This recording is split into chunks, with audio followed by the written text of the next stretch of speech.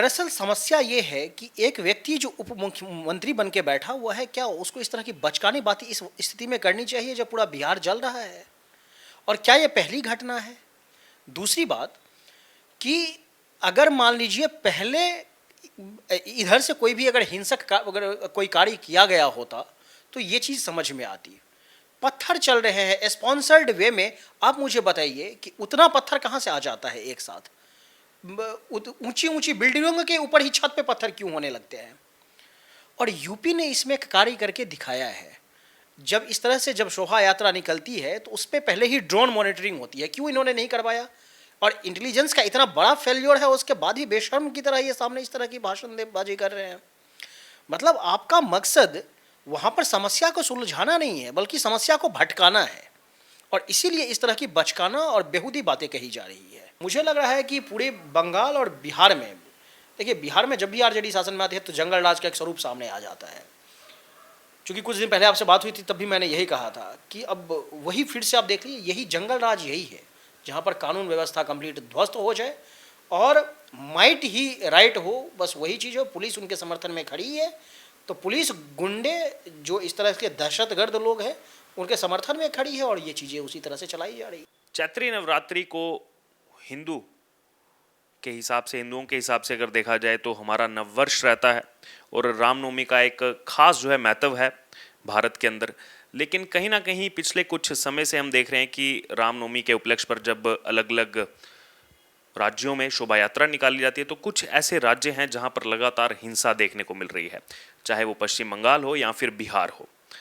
अब इसी मुद्दे पर हमारे साथ बातचीत करने के लिए एडवोकेट पीयूष पुष्कर मौजूद हैं। उनसे हम बात करें क्योंकि खुद बिहार के रहने वाले हैं, बिहार की धरती से आते हैं। तो बंगाल में जहां एक तरफ इस समय हिंसा चरम सीमा पर है तो वहीं दूसरी तरफ बिहार में भी यही हाल है। आइए इनसे बात करते हैं। बिहार की अगर बात की जाए तो लगातार जेडीयू कहती रहती है, नीतीश कुमार सुशासन जो है उसका काम देखते हैं।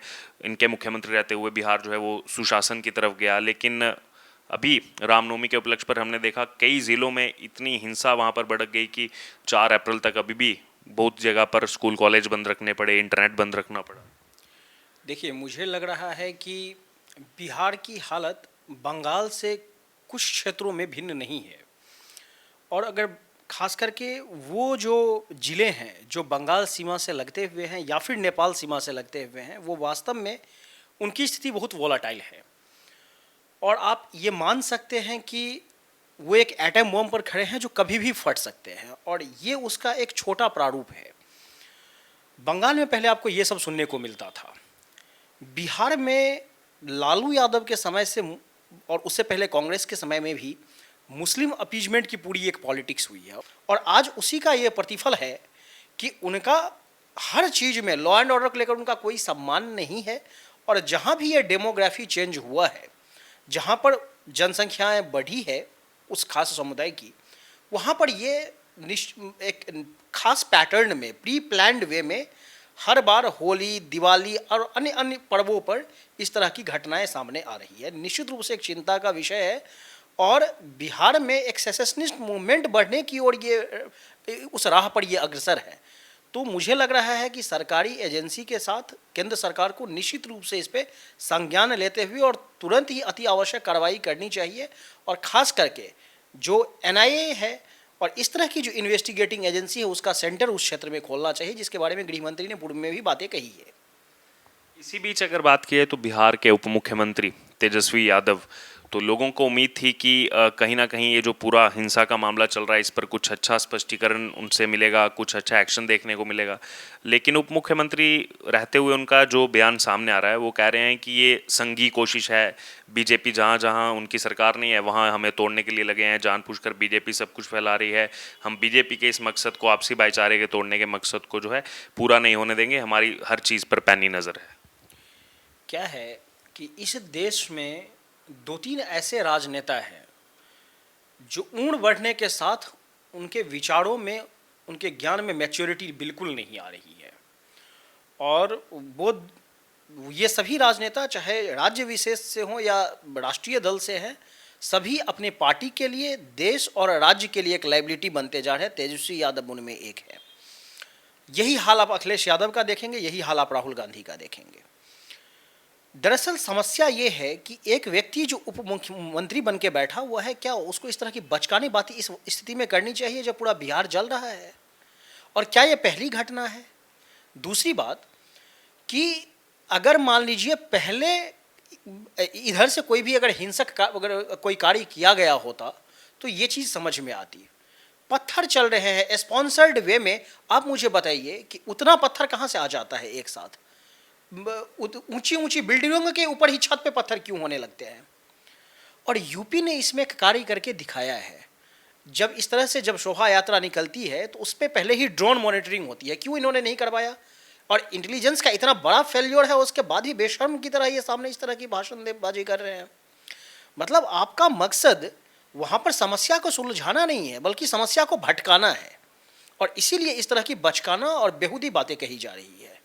मुझे लग रहा है कि तेजस्वी यादव वास्तव में चूंकि भ्रष्टाचार के आरोपों से घिरे हुए हैं, लगातार एजेंसी जांच कर रही है, उसके कारण का मानसिक संतुलन बिगड़ गया है और अपने कार्य पे ठीक से वो ध्यान नहीं लगा पा रहे हैं। तो इसलिए समस्या के बदले में वो चाह रहे हैं कि किसी को भी दूसरे को पॉइंट आउट करो और उसको बलि का बकरा बनाओ। मुझे ऐसी भी जानकारी मिल रही है कि इसमें बहुत सारे जो निर्दोष लोग हैं जो शोभा यात्रा में शामिल थे, उनको गलत तरीके से गिरफ्तार पुलिस कर रही है, इसीलिए क्योंकि उसका मुस्लिम अपीजमेंट और माइनॉरिटी वोट बैंक का पॉलिटिक्स इफेक्ट ना हो। तो निश्चित रूप से एक चिंता का विषय ये है और हम सभी इस पर नज़र बना के रखे हुए हैं कि वर्तमान स्थिति किस तरह से वहाँ पर परिवर्तित हो रही है।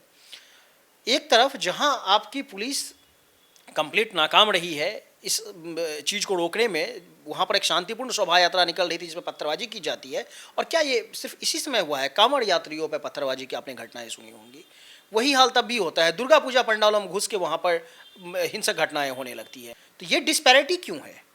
क्या भारत में सेकुलरिज्म का ठेका और जिम्मेदारी एक कम्युनिटी पर थोपी जा सकती है क्या? और आप ये चीज़ सोचिए कि जहाँ पर आप एक तरफ मुस्लिम प्रोटेक्शन और माइनॉरिटी प्रोटेक्शन की बात करते हैं, वहाँ मेजोरिटी को आप किसके सहारे छोड़ रहे हैं?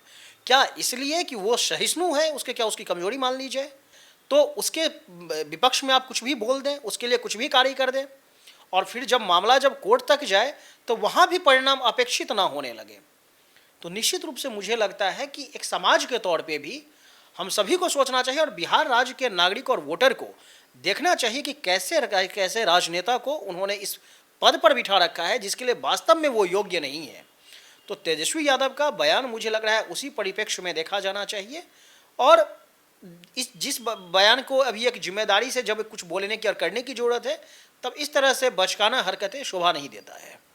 इसी बीच अगर बात करें, केंद्रीय गृह मंत्री अमित शाह भी बिहार के दौरे पर थे। एक हालांकि उनको अपनी रैली भी रद्द करनी पड़ी सुरक्षा कारणों से, और पहले भी इनपुट थे कि उनको जो है वहाँ खतरा हो सकता है। जब फरवरी महीने गए थे, वहाँ जो उन्होंने बयान दिए, जो बिहार सरकार को जो है उन्होंने वहाँ पर कोसा, उसको लेकर के अब जो विजय चौधरी हैं, यहाँ पर नीतीश के काफ़ी करीबी हैं, मंत्री हैं बिहार सरकार में, उनका एक स्टेटमेंट सामने आया। वो कह रहे हैं कि नीतीश मॉडल इतना अच्छा है, हम उसमें विश्वास करते हैं। गृह मंत्री यहाँ आए, हमें लगा कुछ सार्थक बोलेंगे, कुछ अच्छा बोलेंगे, लेकिन वो अपनी सस्ती लोकप्रियता के लिए कुछ भी बोल करके चले गए। एक बात मुझे आप बताइए, गृह मंत्री ने ऐसी कौन सी बातें की है जो वास्तव में वर्तमान परिस्थिति को इंगित नहीं करती और उसके हिसाब से सटीक नहीं है? क्या यह सत्य नहीं है कि ऐसा एक पूरा माहौल क्रिएट किया जाता है, जबकि वास्तव में जब बिहार पुलिस को, सरकार को वहाँ पर रैली की जिसकी परमिशन थी, वहाँ पर पूरा उसमें सहयोग करके वो कार्यक्रम होना था, वहाँ पर पुलिस नाकाम साबित होती है और रैली कैंसिल करनी पड़ रही है, वहाँ पर आपको फिर वो दूसरे में जगह भाषण क्या दे रहे हैं और वो किस परिप्रेक्ष्य में दे रहे हैं, आपको उस और बयान दे रहा है, लेकिन आपकी जो जिम्मेदारी थी उसको निर्वहन नहीं करना है ये। और दूसरी बात कि विजय चौधरी तो बहुत क्लोज है नीतीश कुमार के। गृह मंत्री कौन है अभी बिहार का? खुद मुख्यमंत्री के पास गृह मंत्रालय है। क्या उनकी जिम्मेदारी नहीं है? उनकी कोई नैतिक जिम्मेदारी बनती थी कि वो उसकी पूरी घटना की जिम्मेदारी खुद लेते और उसके बाद एक त्वरित कार्रवाई की जाती, लेकिन वहाँ से किस तरह एक तरफा कार्रवाई करके और पूरा कार्य किया जा रहा है। निश्चित रूप से ये एक मुझे लग रहा है कि शोचनीय प्रश्न है। दूसरी बात कि आप ये देखिए कि नीतीश मॉडल का बहुत एक शगुफा है। ये एक ऐसा ही मॉडल है जब पूरे देश में विकास की बातें चल रही है, जब भाजपा पॉलिटिक्स और परफॉर्मेंस की बातें कर रही है, वहीं पर ये जाति जनगणना करवाने पे अड़े हुए हैं क्योंकि बिहार को के समाज को और भी तोड़ा जा सके। जो समाज आज़ादी के 75 वर्ष के बाद भी और जो पॉलिटिकल पार्टी जिसके नेता समाज को एकत्रित नहीं रखना चाहते हैं, वो क्या आप मानते हैं कि बिहार के लिए क्या वो विकास करेंगे? तो इस तरह के जो बयान जो नेताओं के आ रहे हैं वो जिम्मेदारी से पल्ला झाड़ने जैसा है, और मुझे लग रहा है कि उनको चूंकि उस दिशा में कुछ करना नहीं है, और दरअसल वो इसलिए भी नहीं करना चाहते हैं कि वही कि उनका वोट बैंक उससे प्रभावित हो जाएगा। वो तो वैसे भी नीतीश जी को विकास पुरुष से ज़्यादा सोशल इंजीनियरिंग का एक्सपर्ट माना जाता है। सोशल इंजीनियरिंग का मतलब क्या है कि वोट कैसे तोड़ जोड़ के आप कैसे दलित महादलित करेंगे, कैसे आप ओबीसी ईवीसी करेंगे, कैसे आप जातिगत आरक्षण की बात करेंगे। तो इसी समय करके अगड़ा पिछड़ा को लड़वाना है, दलित को लड़वाना है, और यही सब करके उनको वोट पाना है। तो निश्चित रूप से विकास की बातें उनको बुरी ही लगेगी। अमित शाह जी ने तो कहा है कि भाई एक सुरक्षित बिहार का निर्माण कीजिए, भाजपा को जितवाइए। भाजपा ने तो मॉडल पेश किया है ना, योगी जी के नेतृत्व में यूपी में भी कभी यही हालत हुआ करता था। दिन दहाड़े लोग मारे जा रहे थे, महिलाएं सुरक्षित नहीं थी, बाहर निकलने से लोग भय खाते थे, अतीक और मुख्तार जैसे का दबदबा हुआ करता था। आज सभी देखिए कहाँ पर है। तो भाजपा ने तो एक मॉडल प्रस्तुत किया है कि ये एक गवर्नेंस मॉडल है, जहाँ पर कुछ भी हो जाए, शोभा यात्राएं वहाँ भी निकलती है, कहाँ वहाँ दंगा हो रहा है, कांवड़िया गुजरते हैं वहाँ तो पुष्प वर्षा होती है, रामलला भव्य विराजमान हो रहे हैं। तो उसी तरह से, और वहीं पर आप समकक्ष में बंगाल और बिहार की राजनीति देख लीजिए, तो निश्चित रूप से अल्टरनेटिव पॉलिटिक्स का बहुत बड़ा एक उदाहरण जो है भाजपा की राजनीति है। तो गृह मंत्री ने जो भी बोला है उसी के लिए बोला है, और बिहार की जनता को निश्चित रूप से उसको ध्यान में रखते हुए 2024 और 2025 के चुनाव में जैसा गृह मंत्री ने कहा है उसी हिसाब से करना चाहिए। एक आखिरी छोटा सा कमेंट लेना चाहूँगा, क्योंकि बिहार के साथ सटा हुआ पड़ोसी राज्य बंगाल है, दोनों में हिंसा चल रही है।